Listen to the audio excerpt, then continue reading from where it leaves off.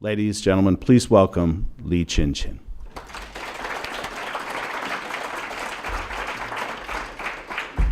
Clearly, I'm not her. She's younger and more beautiful.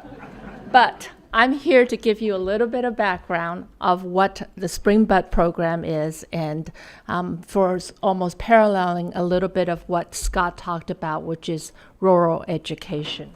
We're talking about rural China in a region called Shanxi. It's a region that's rich in history. It's mainly an agricultural area of farming economy. It is one of the most arid and the poorest regions of China. It is mountainous, surrounded by the Qingling mountain range with limited infrastructure. Farmers lived in mud-built houses, dirt roads that are inaccessible during the the rainy months. Okay, let's move forward. So this is the map of the region that we're really talking about. Right here, smack in the middle of China. QinQin will tell you she's never seen an ocean. That's how dry she is, the area she's from. The Spring Bud Project actually is a public welfare service initiated in 1989 and implemented by the China Children and Teenagers Fund under the leadership of the All China Women Federation. Its intention is to assist the girls in the poorest area in China to continue their education. Various Spring Bud schools were set up in various regions in China, funded by various international charitable organizations. The 1990 Spring Bud program was actually spearheaded by a woman by the name of Ross Koo. Ross was a director of the 1990 Institute, and she herself was educated in single-sex education, both in China and also eventually at the Mills College in the United States. She gave 1,000 impoverished girls in Shanxi province the opportunity to go to school beyond 4th grade. In those days, that's all the education they had. They learned the skills to be self-sufficient and to give back to the community.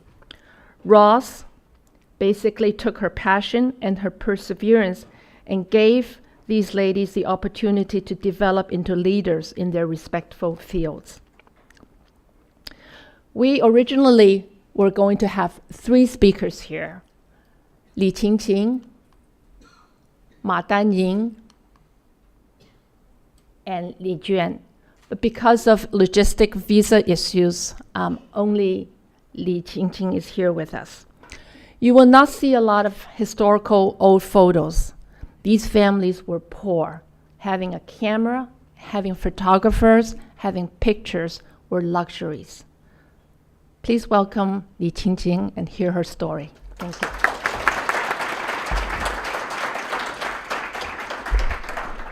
Thank you. Good morning, everyone. 1,000 of us were the lucky ones that were selected by Mrs. Gu, whom we now fondly call Gu Nai, Grandma Gu. Through the 1990 Institute, they provided for our education and our livelihood. We all come from very poor farming families, and we could not afford to go to school without her support.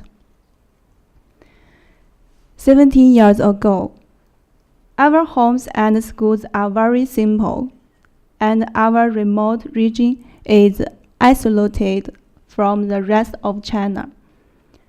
There were very few roads and connecting us to the big cities. We come from farming families, making a living just to make its meat. There is little left over for education, books, and even health care. Our schools were old, teacher resources were scarce. In many cases, there were not enough teachers to teach different grade levels. However, there is a group of us. We wanted to learn no matter what.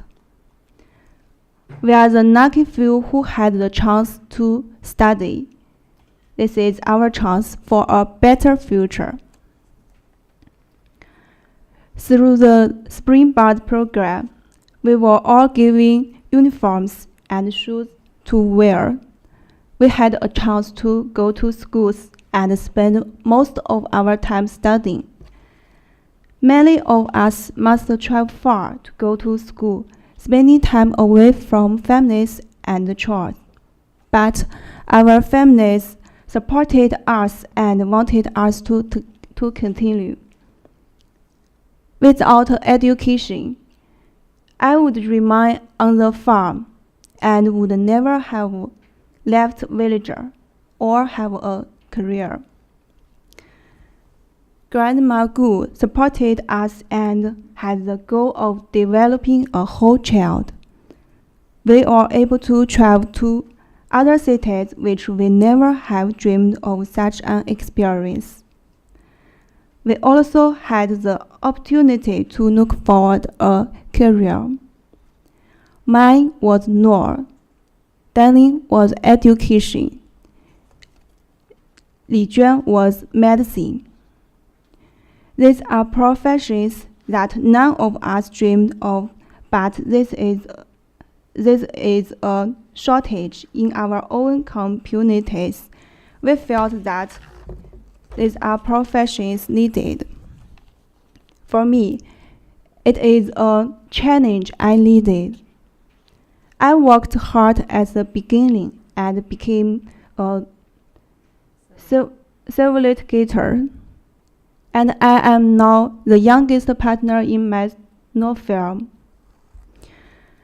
Throughout our school years, we remind ourselves how lucky we are and the need to give back. All of us participated in service work. 1990 Institute continue to support us in our careers. They help fund Madeline's school by providing heating system and a kitchen. Now the children can have a breakfast and a warm place to learn. The farming families now are also getting more involved in their children's development, participating in a better future. Our group continued to give it forward. This year, the 1990 Springboard Girls, we fundraised and bought music instruments for the blind and mute school in Xi'an. China is changing, and policies are changing, with the goal of closing the education gaps have helped keep children in school. We see a bright future for our community. A better educated generation will also continue to support China's growth. Thank you.